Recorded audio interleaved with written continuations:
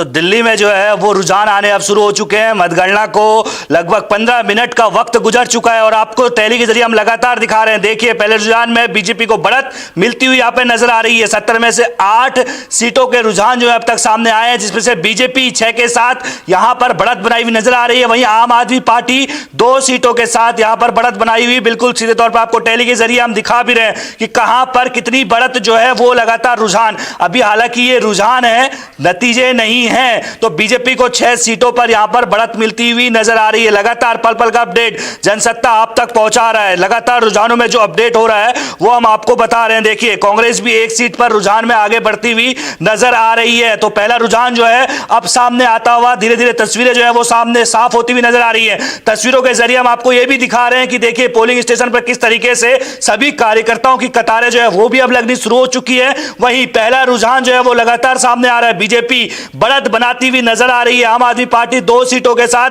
BJP 6 सीटों के साथ। तो वहीं कांग्रेस ने भी रुझानों में अपना खाता खोल लिया है। तो पल पल का अपडेट जनसत्ता आप तक पहुंचा रहा है। दिल्ली का ये रण है, दिल्ली का ये दंगल है। किसके सर दिल्ली का ताज सजेगा, अब से कुछ घंटों का और इंतजार आपको करना है। क्या 27 साल बाद बीजेपी सत्ता में वापसी करने जा रही है या फिर आम आदमी पार्टी लगातार तीसरी बार सरकार में यानी कि सत्ता में काबिज होती है? यह देखने वाली बात होगी, क्योंकि ईवीएम का पिटारा अब से कुछ देर बाद खुलेगा। हालांकि अभी जो है पोस्टल बैलेट के जरिए वोटों की गिनती हो रही है और रुझान जो है वो लगातार सामने आ रहे हैं और पल पल का अपडेट जनसत्ता आप तक पहुंचा रहे हैं। एक सीट का अपडेट हम आपको देंगे। देखिए, कालकाजी सीट का अगर हम बात करें कौन कौन उम्मीदवार हैं, तो सीधे तौर पर आम आदमी पार्टी की तरफ से मुख्यमंत्री, जो मौजूदा मुख्यमंत्री है आतिशी, वो यहां पर आम आदमी पार्टी की तरफ से कालकाजी सीट से चुनाव लड़ती हुई नजर आती है। उनके अगर विपक्ष में बात करें, उनके खिलाफ कौन चुनाव लड़ रहा है, तो बीजेपी ने यहां पर रमेश बिदूड़ी को टिकट दिया था। रमेश बिदूड़ी के कई सारे विवादित बयान आपको इस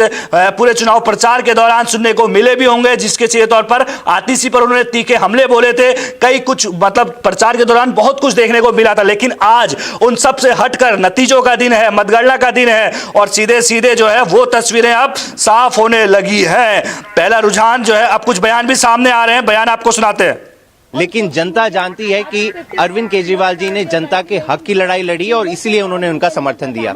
साथ ही साथ ये चुनाव 2 मॉडलों के बीच में भी था।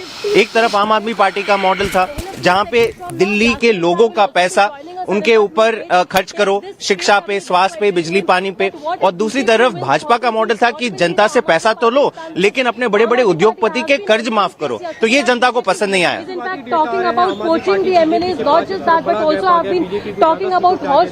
देखिए, मैं वापस यही कहूंगा कि 10 बजे के बाद जो ट्रेंड मिलेगा वही सटीक होगा। अभी ये सारे एग्जिट पोल की तरह मेरे को लग रहा है कि ये सारे ट्रेंड दिखेंगे। हमें पूरा कॉन्फिडेंस है कि आम आदमी पार्टी की प्रचंड बहुमत से सरकार बनेगी। प्रचंड बहुमत से आम आदमी पार्टी की सरकार बन रही है। शुक्रिया। जास्मिन शाह जी, जास्मिन जी, क्या लग रहा है, अर्ली ट्रेंड्स आना शुरू हो गए हैं? What would you like to say? लगातार दावे करी कि सरकार बना रहे हैं भारी बहुमत के साथ। देखिए, हमें पूरी उम्मीद है कि लोगों ने काम की राजनीति को वोट दिया है, सच्चाई को वोट दिया है और हम भारी बहुमत से एक बार फिर चौथी बार अरविंद केजरीवाल जी एज सीएम शपथ लेने जा रहे हैं। आम आदमी पार्टी जीतने वाली है। लेकिन कल जो आरोप लगाए गए खासतौर पे 17C को लेकर डेटा अपलोड हुआ, लेकिन उसके बावजूद आप लोग की तरफ से सवाल खड़े किए गए। अरविंद केजरीवाल ने सवाल खड़े किए। बीजेपी ने फिर वही कहा कि ये बौखलाहट दिखा रही है कि आप हार के बहाने ढूंढ रहे हो। देखिए, तो कैसे जस्टिफाई करना? ये कोई सिर्फ दिल्ली का आरोप नहीं था। हमने लगातार देखा, चाहे लोकसभा हो, चाहे हरियाणा के चुनाव हो, चाहे महाराष्ट्र के चुनाव हो, हर जगह डेटा में प्रॉब्लम निकल रही है। हर जगह डेटा अपलोड नहीं हुआ। हमने अपनी भी एक साइट बनाई थी बकायदा, जिसमें जो भी फॉर्म 17C हमने कलेक्ट किया वो सारे हमने जरूर अपलोड कर दिए थे।